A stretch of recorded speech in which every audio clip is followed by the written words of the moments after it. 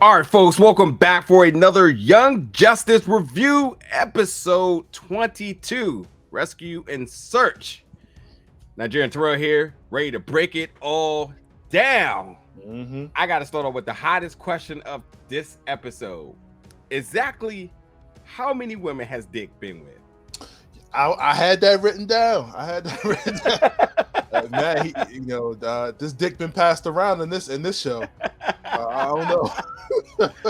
Yo, Tiger's with the ultimate shade though. It's like, well, you both dated him. And I was like, yeah, she's right. Among some others, but yeah.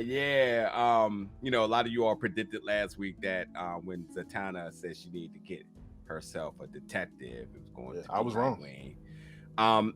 It makes sense. And when you think about the formulas of how these seasons yet story arcs are built, it makes sense where it's like, where is he at? It's about time he shows. And I think that when you look at the characters like Batman, let's just say the superheroes that aren't super, right. Dick clearly shows his importance to this group.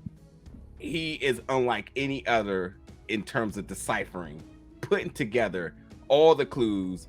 And like they said, maybe it's a reach or where he's going off on, but like he nails it. And like as the viewers, you're like listening to him putting together theories, you're like, yo, he's 100 for 100 right now. Like he can't miss. Like he's super in that ability in order to really put together situations, analysis, and all that sorts of different stuff. But yeah, this episode, I just want to say it started off wasting no time. It didn't give us no recap of last week. We get right back into the midst of things, and Lord Zod is definitely like, listen, I'm gonna break her neck if you don't do what I gotta say. And that's where we then go to the circus. You already knew what time it was once we got to the circus, folks. We knew what it was going to be, and that's where Daring Dan Danger, who apparently goes every few years, I guess to reconnect with his childhood and whatnot, is there. Zatanna got her detective, and yeah, the boy wonder. My man, back. Good old Dick Grayson is back. But this is where things start to really get into it. This is where I want to pick your brain. We go back to the Phantom realm, zone, whatever. And they're airing it all out now. They're putting, like, talk about detective. You got Detective Dick Grayson out in the world, and then you got Mr. First 48 General Zod basically out here trying to decipher everything about Connell and like everything about him. And like at this point now, it almost feels like a battle of Crips versus Bloods, because he's basically like, yo, what rep you set? What set you rep? You know what I mean? I ain't never heard of you around these parts, man. But yeah, talk me through it, man. What about this conversation that they was having? Yeah, like you said, just hearing Zod just kind of back work his way through it. I mean, keep in mind that he is a general. You know what I mean? He has a military mindset. So this is something that he would do. He would ask his enemy, questions and backtrack the steps of what happened. Which was the Phantom Zone did not reject him. It did not see him as an enemy or a prisoner of the zone, which speaks extremely well how crazy the tech is of Kryptonians, man. Like, just this isolated zone outside of the realm of time and space, on top of it still having some type of AI sentience that manages everything that's in there is insane. But just like I said, just seeing Zod just kind of work back and figure out like, yo, you with the one person on this whole universe that I hate. You're one person that portrayed me. Figure out that Krypton is gone. We kind of get a general sense of how old Superman is supposed to be, which is about like 40. Because remember, like this, like 10 years since the show started, so he's about like 40 something like that. He's been on Earth doing his thing. He goes by the name of Superman, of course. Which we already know all this information, but he's asking him, and then of course he gets him to ask him, hey, like you said, what house you rep, and he draws out that ass, and it's just like, we need to go talk over here real quick. we need to step over here, handle something, and then of course Phantom Girl wakes up and is like, yo, they wildin', we gotta go. So, I thought that was pretty interesting, like I said, just to see how he's able to try to pick this Phantom Zone sick Superboy out, because his mind is still fractured. He still really doesn't know where he is or what he is. Yeah. I thought that General Zod taking the news about Krypton being completely destroyed very lightly. Yeah. I don't feel like he was completely enraged or devastated. It's kind of just like, well, damn. But I guess because everybody here, I guess he's thinking like it's all good because once we get out, we're gonna turn shit up. You know what I mean? But yeah. I think that when you kind of think about his, should I say, obsession with the House of L, I think that's what his priorities at right now. And he's like, listen, this Con L person and there's other folks out there. First of all, he gave him his flowers. Like, yeah, I'm glad you killed Superman.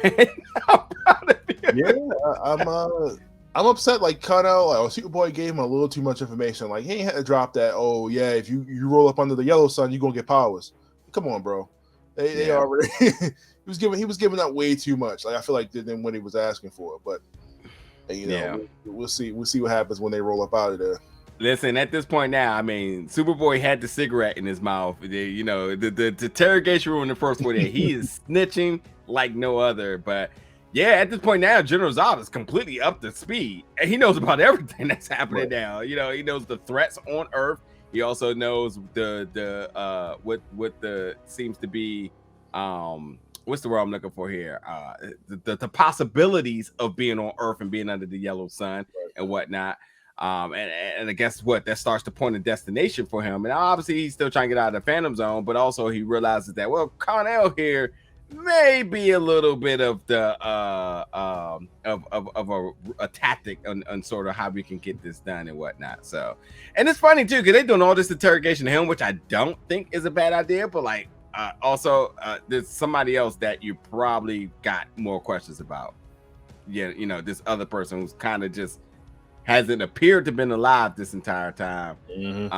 And what's up with that? Because at this point now, the possibilities of how the Phantom Zone works, I think they can kind of throw away the instruction manual and saying like, all right, well, everything we thought we knew clearly doesn't apply. You got this other person in here that's just defying all of the rules and logic that we know about it, And apparently there's more than one way to get in and out of the Phantom Zone other than the projector, obviously, that we found out. Yeah. So kind of fail-safe prison my ass. Like all these people just stepping in and out whenever they want. It's like, but yeah, man. Like I said, I just thought that the whole, we lead into like because now we knew that Phantom Girl was the whole reason that Con-El got there in the first place, but they still have not really revealed the details of what happened. They show what happened because he talks about the bomb, but they don't show what she did to intervene that got him there in the first place. Yeah, that's right. So with that being said, now it's going back to Earth. Now you have Nightwing, Zatanna, and Tigress. They got to go holler at Rocket. First of all, I hope everybody peeped. I'm gonna start with the Icon shirt on. Pretty dope. Man out there playing with his cars and whatnot. But yeah, Tiger's out here throwing shade, Dick out here drawing out the whole playbook. I mean, he is out here doing some Bill Parcells mixed with some Bill Belichick's. He's ready to win a couple of Super Bowls with this game plan he got on out here. And she takes the moment to throw some shades. And y'all buying all this? Well, I mean, that was Rocket saying, are you buying all this? And Tigress is like, well, y'all dated him. So y'all would know, which was completely funny. But keep in mind too, we haven't seen Dick one episode the whole season. Like when they announced that Connor was dead, and they come to the house, and that was about it. That's about so they've been saving this moment for like over 20 episodes so far. So this about to be big. Yeah. He puts it all together in 24 hours. Like he literally understands exactly the connections. With Saturn Girl and them not, apparently, pulling up in the registry. He's able to make the connections. Obviously, they go holler at Superman, who's obviously holding another secret. That right there is the interesting thing. What is he trying to prevent them from knowing? And I think it has a lot to do with like deviating timelines and Paradoxes, stuff like that. yeah, exactly. So, but nonetheless, Dick is still figuring all this out because even he was like, "Yeah, that's probably what it is and whatnot." But I Yeah, mean, that's very just quickly, like, yeah, if Superman didn't say nothing, then it must be some time shit. It's got to be something serious. Like, yeah, if Superman can't tell us, oh, come on. And yeah, I just because remember early on, I mean, obviously you didn't forget Superman was tasked with replacing Superboy at a specific point in time because obviously they look alike. So I don't think they've ever shown what those periods were. Maybe we will get to that at some point before the season's out, but hopefully we kind of see what Superman's objectives were as playing Superboy with the Legion. yeah. So at this point now, Zatanna's trying to come up with a whole plan. She's like, "Listen, I got how we can interact with the Phantom Zone, but first we need another anchor. So we go get my man Bearded Aquaman, aka Aqualad. Another magic. Yeah, you gotta get folks together. We need 5 folks so that we can go to put together this spell." It's just funny to me because I'm just thinking like, "Oh, Zatanna, this wasn't gonna go the way you thought it was. You're not Dick. You're gonna make mistakes." But they decide to summon Klarion, who has to honor his debt. But at the same time, too, she's offering in exchange for freedom access to the Phantom Zone, and my man's like, "Listen, nah." And also, and also, what to do. Yeah, it was about to wash him too. But like, Clarion's one of my favorite villains, and you can say he is chaos. He's completely unpredictable. You don't know what he's on from one moment to the next, and he also still has the mind of a child. You know what I mean, to a certain extent. So, like I said, he's completely unpredictable. You don't know. Just like his whole little thing here, like early on in the season, like that whole thing with the Chaos Lords and the chaos of order, man, was just insane. Like so that was great. Yeah. But back to where he went because Zatanna ends up cleaning this up by then casting a spell that then makes him repay his debt, honor his debt, and he said, "All right, I'm gonna honor that by not killing you this time." So, whoops. But he did mention that this is not as bad as being stuck in that. I forgot what terms he used, but ultimately, taking us back to when he was when the school bus that was possessed by him, and obviously, it was taking him through time and space and whatnot. And he said, "Well, it's a lot better than being attached to that school bus," but that sparks an idea with Zatanna, who says, like, "Listen, we need to find this magic school bus." And she's not talking about Mrs. Fizzle here. She's like, we this is how we go through time and space because he did it, so we can do it as well too. And I think that, whether they're trying to either get to the Phantom Zone, somehow get to the Phantom Zone by this, but I think ultimately is they're trying to reconnect with where everybody else is at in terms of Saturn Girl and Kid Flash and all of them. So I wonder if they're just going to use obviously the bus was an anchor for Klarion, and to the material plane. Maybe it does still have that, like you said, magical power for them. I don't think it's going to be a time travel thing though, because I feel like anything they would do at this point wouldn't affect their present, or however time travel works in this universe. But yeah, I'll figure it out. I mean, this conclusion of this, man, I feel like they can't miss. So they're trying to wrap up everything very neatly, especially by having Dick kind of put all the strings together. Like, oh, okay, this is what's been going on since episodes 1. But yada yada yada. This is what happened. This is the Legion. Yada yada. So I feel like we definitely getting a lot of that. But summoning Klarion was definitely a freaking mistake. she knew better. Yeah. But yeah, I mean, at this point now, it's also, what's important is that, like, Dick was able to determine that also Kid Flash is missing. But I think that, the thing that everybody else has been wondering is like, well, if you start talking about time travel and whatnot, is there possible to go back and what, bring back Wally here? Is this what they want to do? I'm telling you, if they bring him back, people gonna lose their shit, yo. Yeah, The 2 seasons, like, oh my goodness, it's overdue. And my yeah. I think Tiger is obviously coming on board here, kind of I'm just here to just do my job thing. I think that kind of pay off for her and everything, and whatever she does would obviously be a dope moment and whatnot. So it was weird to me. Like this show's attitude towards kind of death in general, and especially in the world that they live in, where people come back on a random all the time, and it's just like, nah, yo, he gone. Stop thinking about it. He done. It's gone. It's over. Especially when people like said people survive death experiences every week in this Young Justice universe. So I just thought it was weird that everybody's had this attitude about just Connor's death being permanent, and Yeah. not having like 100% certainty that he was dead. yeah, yeah, yeah. In credit scene, we got the lanterns spelling the Kaiser Thrall. Well, first they assess it as a humanoid, and then they say, well, there's an 11-year-old human from Earth in it trying to communicate. I have no answers here. I have no answers, folks. I know Like, you all got theories. The soul of a human, or like whatever it was.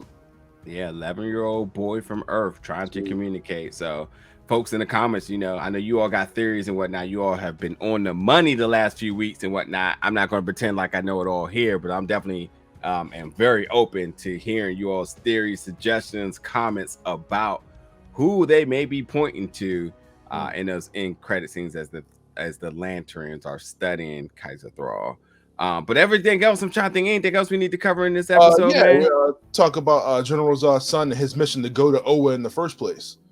And that they have to figure out whole nother method of getting they have to go to Oa to go get the thing, whatever the box is. So we're gonna get to see Oa hopefully come next week. We've seen the lanterns, but we just get a little bit more every single time. So I thought that was pretty cool. On top of Bart being held hostage, barely can't do nothing. Yeah. Again, Kryptonians are ridiculous, man. For him to stop him mid super speed and just laser eye point like what? That is very reminiscent of Superman and Justice League and whatnot. I think that was a callback to that for sure. Yeah, kind of like nah, but also too when he zapped him, when he said, "I'm gonna give you your powers back," and he's like, "Whoops, my bad, wrong button." Shows he's still a dick at any given point, man. He just, you never know what you're gonna get. So, but yeah, other than that, this is the build up. This conclusion is I know about to be fire. But like I said, I thought it was gonna be questioned this week, but it turned out to be dick. Why they didn't get Batman is beyond me. Why Tim wasn't available is beyond me. I'm sure they're better detectives. I'm just saying. Hey, listen, she had to hit up her dude, man. That's just what it is, She had a flat tire, man. And the only person she knew was to call her ex, and that's all it is. Her piece of meat apparently getting tossed around the superhero community. Got to. Yeah, we definitely need take Grayson a thought, yo. It's cool. Yeah. Shit, yeah, Batgirl too. We also know he's probably Barbara. Like he definitely had a few people on this joint. So like that's a wild. Yeah, that's a wild dude. Anyway, yeah, folks, we'll stop rambling. We'll be back next week for more Young Justice. Jump in the comments, let us know your thoughts about today's episode. Also, chime in on that end credit scene. Who do you think they're talking about here? I know you all already got the answers and whatnot, but we would appreciate if you share it in the comments below. Till then, folks, we'll see you back next week. Y'all be safe. Thank you for tuning in. See you then.